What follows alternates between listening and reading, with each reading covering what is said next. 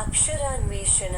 అక్షరాన్వేషణ అనబడు ఈ శీర్షికలో మీరు ఈ చిత్రము మధ్యనున్న రెండక్షరములతో నాలుగక్షరముల తెలుగు పదములను సృష్టించవచ్చును.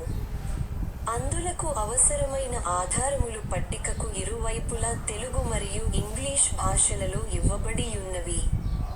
మీరు చేయవలసిన పని ఏమనగా ఆ 4 పదముల చివరి రెండక్షరములేమిటో ఆ ఆధారముల ద్వారా తెలిసికొని చుట్టూనున్న 4 ఖాళీ గళ్లలో 2 నిముషములలోగా నింపండి. ఆ పని మీరు చేయలేకపోయిన ఎడల 2 నిముషముల అనంతరము ఖాళీల నింపుట ద్వారా మేము పూర్తి చేయగలము.